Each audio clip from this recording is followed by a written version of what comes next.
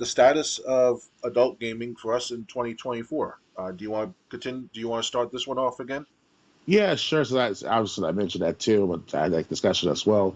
I think we called it the state of adult gaming as of first of 2024 originally, and the state of as a gamer in my 30s, obviously things have definitely changed since the 1990s, early 80s, 1990 especially, specifically when we were first born into gaming, like a Tomb Raiders and what's it called, Teenage Mutant Ninja Turtles, you name it.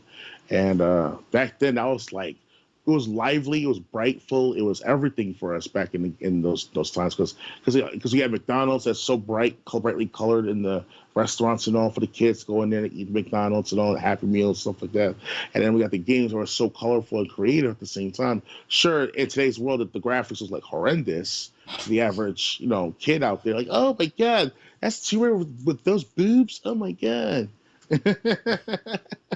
Something like that at first, in my opinion, because things obviously things have changed the last 25, 30 years. Last time we first started playing gaming, so because obviously when I come home from school, I always like even though I was making fun of by my like classmates at school every day, I always want to play Mortal Kombat or Mario or even Sonic if I had the opportunity to play them, and I met these twin kids, called J and J, that they were my mom's friends, daughters and a son. So I haven't seen them in at least 15 years now.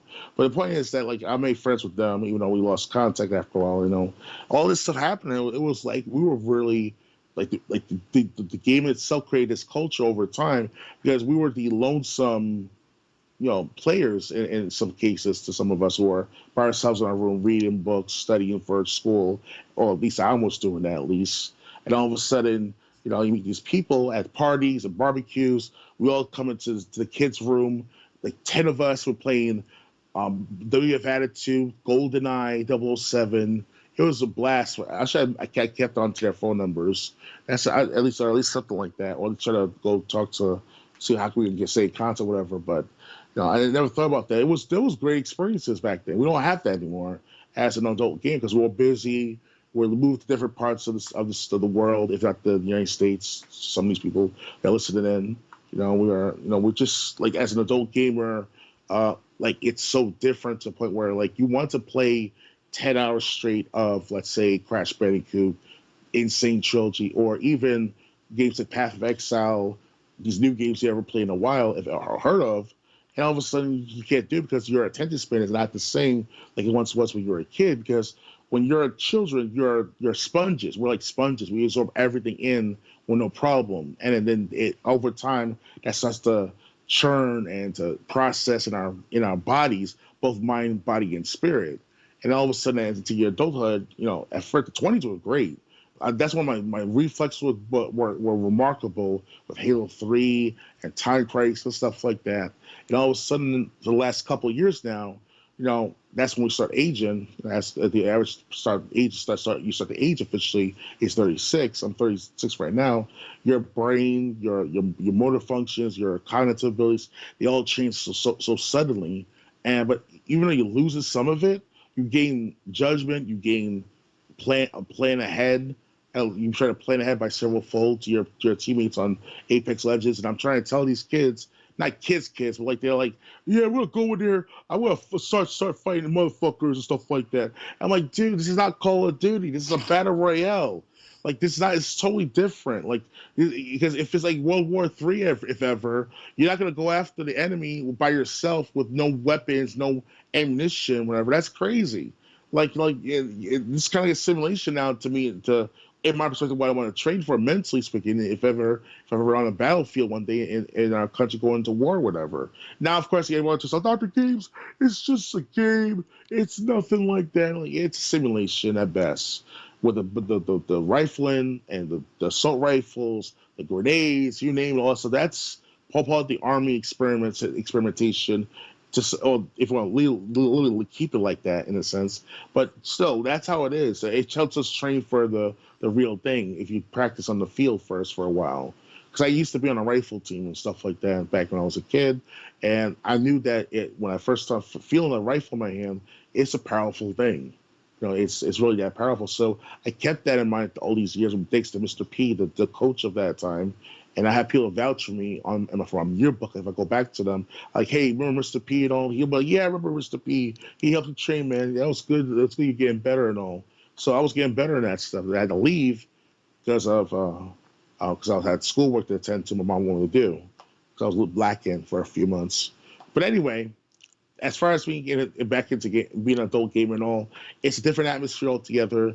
I have plenty of time to play games if I really want to right now. I don't have a full time job, but when I do try to play whenever I can, it's like the same feeling. It's all about it's something I can't explain. Where it's like you gotta think about getting that money, gotta get that power, gotta get everything. It's like because obviously as you get older, as an adult, altogether, some people, some men, they want conquest for power, and that's what happens after a while. You don't think about the everyday family stuff. Think about like world domination and like that Stewart kid from Family Guy. He always think about world domination at such a young age. That wasn't me when I was a kid. I was thinking about candy. I was thinking about Pokemon stuff like that. That back then it was a joyful experience. Now it's like that's it. All my enemies will be crushed, and we all play Apex Legends every single day for 2 hours. And then we go to the gym once a week, type of man. That's some shit like that. That's how I feel like sometimes like being that kind of like macho, world dominant man type of shit, going on. So that's all I have to say for the man with being an adult gamer, or at least being an adult gamer as of this year. So Okay, so first off, I have to say, Doctor Games 101 lacking in schoolwork. I never thought I'd hear something so ridiculous. that Um, was during rifle. That's when I was feeling more powerful than ever with that gun. I was like, yeah, it was a 21. It was either a 21 caliber or a 22 caliber. I'm not sure. I forgot the exact term caliber. Anyway, yeah, that's what it was like back when I was a kid. no, At least 14 years old. it's just the way you've talked so much about doing schoolwork. It's almost like you were.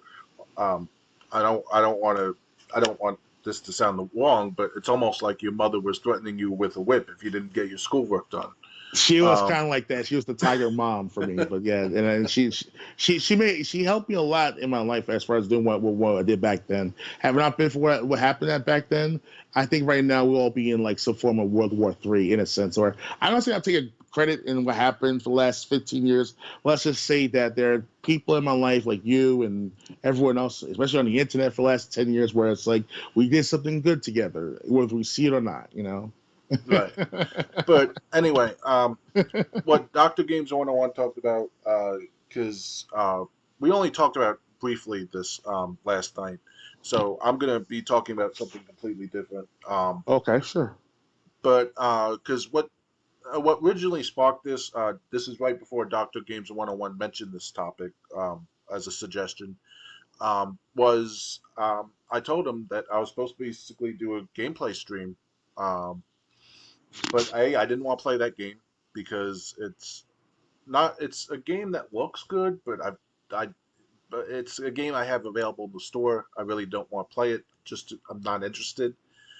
And the second thing is also I use a if it's not Xbox One and it's not Total Extreme Wrestling on my PC or laptop, I have to move my laptop over to the other side of my room, closer to my TV, because I got a little snack tray set up there. I got to clean off that snack tray, and that I could put the capture device through the USB to my laptop and basically record anything, PS3, PS2, whatever. Um, and it's just like I'm not in the mood to do that anymore. I haven't been in the mood to do that, do let's plays, streams, whatever. I don't know if it's burnout, because part of me still wants to record it, but part of me doesn't want to go through the trouble of recording it. Um, Obviously, I am going to get back to it. Maybe I'll play the games I want, whether or not they get views is regardless. Because I love playing Tropico 4, but it doesn't get any views. So I love playing Sewer Shark on Sega CD. I am going to continue to play those games even if they don't get views. So that's basically it's just like, yeah, I just don't want to play this game. But at the same time, you don't want to stick to just a few games, but maybe I should stick to those games because those games is what I like. So I've just been a lot less interested in making, whether it be Twitch streams or YouTube, because like I stream on Twitch and that way I can just export the whole video to YouTube. Um, it's I'm a lot less interested in just making gameplay streams, and it's not that I'm not interested in playing video games. I still play video games off screen, just in the privacy of my own home, or when I'm not streaming or recording.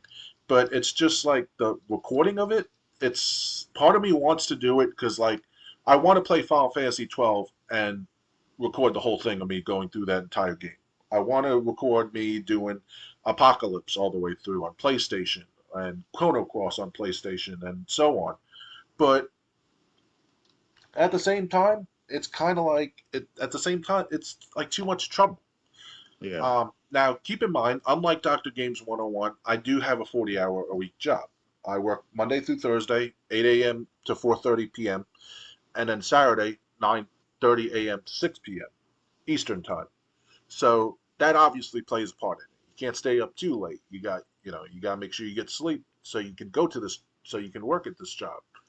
Um, because that's how I pay my bills every month. But at the same time, it's like, uh, and also I do have a business that I run, my online marketplaces.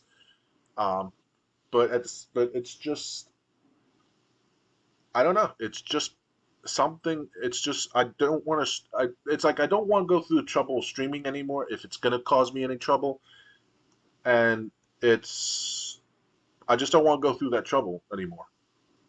Especially the fact that everything's now on YouTube to a point where you want to do everything on YouTube with the game at home. Yeah, Because that too. I do admit I do want to do that. I do want to go through YouTube. I might get Super Mario World again for the Super Nintendo if I can find an authentic cartridge, not a Wii Pro. Um, and I might play through Super Mario World, unlocking Star World and everything, if I can. hmm I Because unlocking Star World is actually pretty hard, if you don't know all the secrets. Because to unlock, from what I heard, now I might be wrong on this, but if in Super Mario World on Super Nintendo, if you want unlock Star World, you gotta use the secret exit in every level that has a secret exit. hmm Do you remember Super Mario World on Super Nintendo? Yeah, I got the copy of the game still. Okay, so I'm just gonna explain briefly what it is. If a level has a red dot, it has a secret exit. If a level is represented by a yellow dot, then there's just one exit reaching the end of the board. From what I heard, if you want to unlock Star World, you gotta in every level that's a red dot, you gotta find the secret exit in that level and use it. Especially you had to go to Chocolate Mountain after that, and then Yeah, the so forest. yeah, that's Chocolate Island. I think is it. I think it's Chocolate Island. It's World 6. Yeah, because of the forest episode, the puzzle of that forest was a bitch. I will admit Actually, that. I figured out. In I found Forest yeah, I of found out too later on. Yeah. Well, I didn't know for it. A friend talked to me about this 10 years ago because he saw my video on YouTube. He's like, "Yeah, that Forest of Illusion. I know there's a way to get out of there, but I forgot where it is." For anyone wondering, if you're in the Forest of Illusion one has a secret exit. You use that exit, it'll take you to the ghost house. I don't know if the ghost house has a secret exit or not. I'm gonna say probably not because it's just a ghost house. It's not a yellow dot. It's not a red dot. Um, but basically, you got to beat the Forest of Illusion ghost house, and then you get out of the Forest of Illusion. And to Chocolate Island, World 6. Um, but back to how it is. It's just like, yeah, one part of me wants to stream everything on Twitch and then export it to YouTube. Part of me just doesn't want to go through that trouble. Um, now maybe now I'm not gonna make myself play games I don't want to play. That's stupid. Um, Midnight Club Street Racing for PS2 looks all right, but it's just not something I'm interested in playing right now, so I'm not going to play it. Um, so yeah, but it's just that's kind of where I am. I want to play games, but at the same time, I don't want to go through the trouble of recording them. Yeah, That's especially the fact that everything's been censored, everything's been monetized to the point where it's like if you're not making money for the company of YouTube, they'll put you on the back burner and you just get no views at all if it doesn't share them. right. Not to, yeah, I mean, I actually think about this one time. I remember when Games USA was, or whatever their channel was tried to recruit me in 2015. This is when game partnerships, channel partnerships were big. Um, Oh yeah, one multi-channel network even reached out to me, but I didn't care about the time because I was earning money through AdSense because this is before they raised the requirement to be a YouTube partner. yeah, Apocalypse is called. Yeah. So it's kind of like, I almost wish if they would, because I'm not. I almost wish they would still recruit me because I can make 1,000 views or more on a video. So I would get paid, $7 for every 1,000 views or whatever it is. But I don't know if they would do that because there's no AdSense to take since I'm not making AdSense. Um, so obviously I haven't heard from them. But it's kind of like, yeah, it's um, just to put a final on it. Yeah, I want to do it, but part of me says it's not worth, cleaning off that table, moving my laptop over there, recording, exporting, putting it on YouTube, then moving the laptop back here because this is also the laptop I use for work. Um, Hmm. and so yeah, so that's basically just what it's been. That's what I was basically thinking of. Um, I'm gonna get back to it, obviously, but like I said, probably a lot less of the games that instead of putting games in a randomizer and having the randomizer choose. I think I'm just when it's time to play a game, it's like, what do I want to play today? Hey, let free will do it, not just some spinner. Yeah. Anything Yeah. else to add, or ready to move on? I like to say that one thing though, Okay. if I can really say this in the proper manner. Um, Now, as a gamer in your 30s, yes, you got a lot more responsibility than you were back when you were 15 years old. With the bills and all, and possible relationship opportunities, stuff like that. So, all this is played in my mind sometimes to the point where I can't focus as I used to in gaming as often as I did back 15, 20 years ago, especially back during and when I had played Halo 3 a lot, when I was like, what, 22 years old, 21 years old. So, lots happened since then. And also the fact that so you get more diseases, like I have to be schizoaffective to those that are aware that I have mental illness or been identified by a psychiatrist that have mental illness.